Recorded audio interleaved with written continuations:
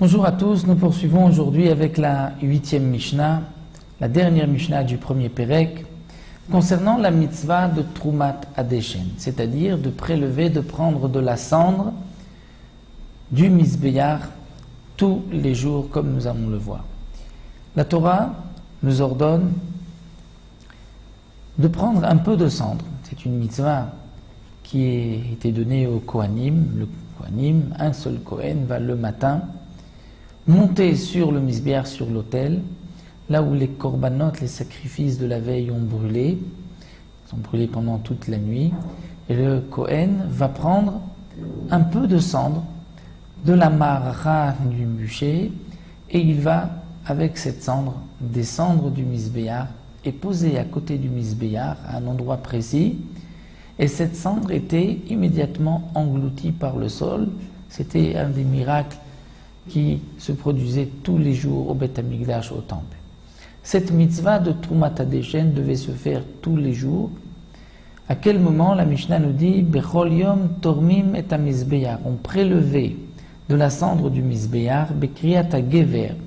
Kriyat HaGever, c'est au moment où on entend le son du coq, le cocorico du coq, Osamuchlo, ou bien juste à côté, c'est-à-dire proche de ce moment-là, Ben Lefanav, Ben Leacharav, que ce soit un peu avant ou un peu après, pour la mitzvah de Trumat Hadeshen tous les jours. Ensuite, le Kohen, bien sûr, devait enlever toute la cendre de la mara, et on posait cette cendre au milieu du Mizbeach sur ce qu'on appelait le tapouar, c'est-à-dire un tas de cendre, comme une forme de pomme. Et tous les quelque temps, lorsqu'il y avait beaucoup de cendre sur le tapouar, on sortait toute la cendre en dehors des trois camps, c'est-à-dire en dehors de la ville de Yerushalayim même, dans un endroit pur. Mais la mitzvah de Trumat Hadeshen, c'est juste un peu de cendre qu'on mettait à côté du Mizbeach et qui était englouti par le sol immédiatement.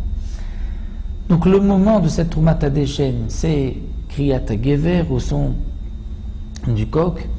D'après une autre version, Kriyat HaGever, c'est celui qui appelait les Kohanim, l'homme qui appelait les Kohanim. Yom HaKippourim, le jour de Yom HaKippourim, Mechatzot, étant donné que c'était le Kohen Gadol qui devait tout faire, et pour ne pas le presser et le fatiguer, donc on lui laissait plus de temps. À partir de Chatzot, de la moitié de la nuit, il commençait la Trumat Hadeshen. Au Barigalim, et au moment des fêtes, des trois fêtes, où tous les Bnei Israël se rendaient au Beth Amikdash, alors Me'ashmura Rishona, à partir de la fin de la première garde. La nuit est divisée en trois gardes, comme c'est marqué dans Masechet Brachot, au début donc de la première Mishnah. Et à la fin de cette première garde, donc un peu avant Chatzot déjà, on prélevait la Trumat Hadeshen, parce qu'il y avait beaucoup de korbanot à faire ce jour-là, et donc il fallait se préparer à l'avance pour que dès qu'arrive le lever du soleil, on commence par le korban tamid. Velo haïta kriyat hagever magaat.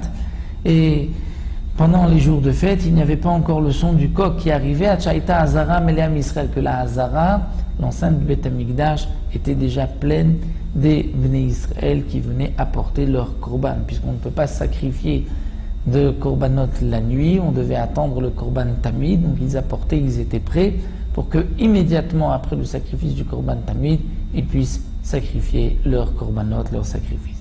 Nous avons terminé donc déjà le premier Pérec de Masechet Yomam. On se retrouvera dans le deuxième Pérec, mais toujours dans la mitzvah de Trumat Hadeshen.